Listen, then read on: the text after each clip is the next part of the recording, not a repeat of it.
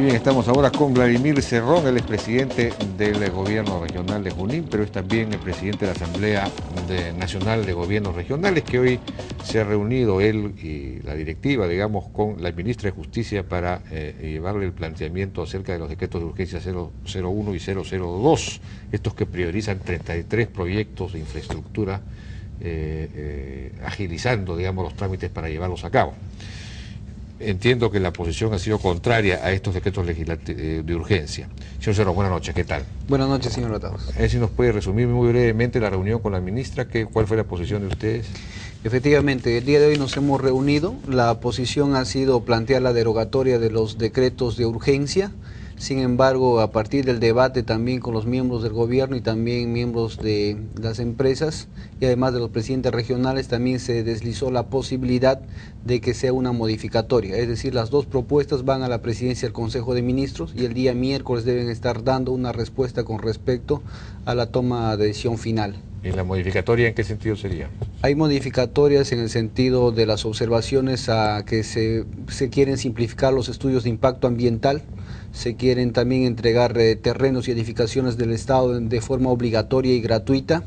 Otro aspecto es la obligatoriedad de la Superintendencia Nacional de Títulos, ¿no? De SUNAR para entregar en propiedad prácticamente a las empresas concesionarias, y también entregar de carácter forzoso las servidumbres. Como usted verá, es una norma de carácter imperativo prácticamente, y también ver la inconstitucionalidad de esta ley, ¿no? En el sentido de que no se está respetando algunas normas que tiene la propia Constitución, los fundamentos del Tribunal Constitucional y también el reglamento del Congreso, en el cual se manifiesta que los decretos de urgencia deben estar dados por casos excepcionales, y no lo vemos. Inclusive en sus considerandos este decreto de urgencia manifiesta que la inestabilidad económica es poco probable, entonces no vemos cuál es el carácter de urgencia que se le quiere dar.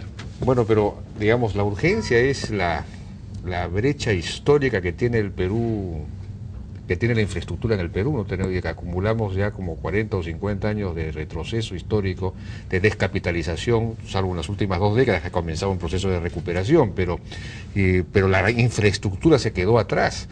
Entonces hay que recuperar ese tiempo perdido si es que queremos tener competitividad en la economía global, ¿no? Esa es la urgencia, digamos, no entiendo cómo los presidentes regionales pueden oponerse a llevar adelante estos proyectos lo más rápidamente posible. No es oponerse a los proyectos de inversión, eso que quede bien claro. Es decir, inclusive algunos presidentes regionales, caso de Tumbes, Ayacucho y también Huancavelica, han propuesto de que se desarrollen además de eso otros proyectos. O sea, no es el proyecto como tal, sino es la forma como se está llevando. Es decir, por ejemplo, con las experiencias que tenemos con el PAMA, pese a su rigurosidad, y haberse implementado, persiste, por ejemplo, la contaminación del río Mantaro, coexiste los niños con plomo en sangre, es decir, no ha dado resultado. Y si nosotros simplificamos este PAMA, como pretende esta ley, entonces los resultados son peores. Entonces, ahora vivimos conflictos sociales, por ejemplo... pero entiendo que no se simplifica el estudio de impacto ambiental, tiene que presentarse, digamos, antes de iniciar el proyecto, es decir, no es necesario presentarlo desde el comienzo, pero tiene que presentarse de todos modos. Literalmente dice que se modifica los procedimientos legales para SNIP y para el sistema de estudio de impacto ambiental, literalmente. O sea, no es una presunción subjetiva, sino es algo que está escrito ya en la ley. Bueno, no recuerdo esa frase, lo que dice ahí es que en algunos casos no será requisito para ciertas licencias, pero tiene que presentarse de todos modos al final.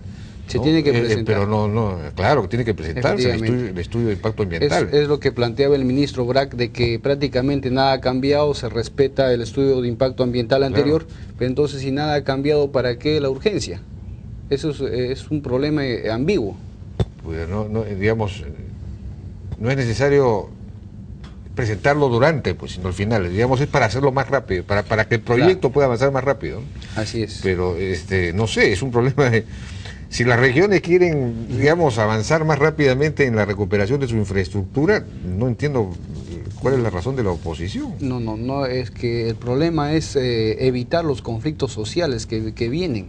Nosotros tenemos en Junín, por ejemplo, 276 conflictos sociales. Entonces, ¿qué ha sucedido, por ejemplo, con Chinalco? Chinalco, cuando presentó su estudio de impacto ambiental inicial, tenía 67 observaciones, y eso no nació de la parte gubernamental ni tampoco del gobierno regional anterior, sino de los propios pobladores. Claro. Entonces, ¿qué ha hecho Chinalco? Tras reuniones y conversatorios ha logrado levantar prácticamente todas. Ha demorado sí un año, pero lo ha levantado. Eso está muy bien. Por eso es lo saludable, pero conversar, claro, el diálogo. Pero eso es el estudio de impacto ambiental, eso no está suprimido. Pero eso no se quiere hacer. No, el estudio de impacto ambiental se mantiene. Desde un Congreso, señor Althaus, que no tiene la voluntad de aprobar el derecho a la consulta de los pueblos, que lo ha ido barajando desde el año pasado y hasta hoy, el problema es evitar eso, y eso no debiera ser, ¿no? Nosotros estamos a favor del diálogo, donde también deben opinar las autoridades locales, los gobiernos regionales, y estoy seguro que los propios comuneros entenderían.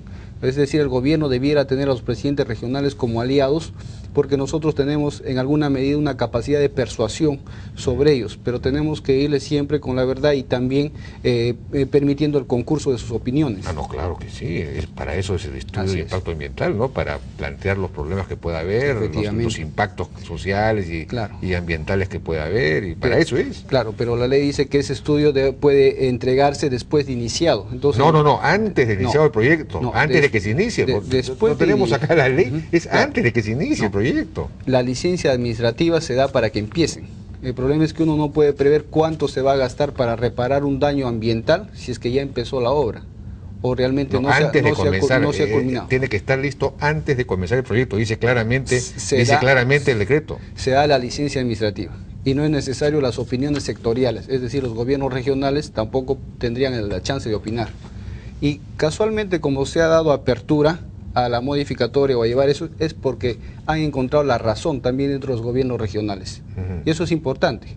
Yo considero que es un paso por lo cual ya se está llevando a la consulta. Y si se lleva a la consulta es porque han encontrado razón en ambas partes. De acuerdo.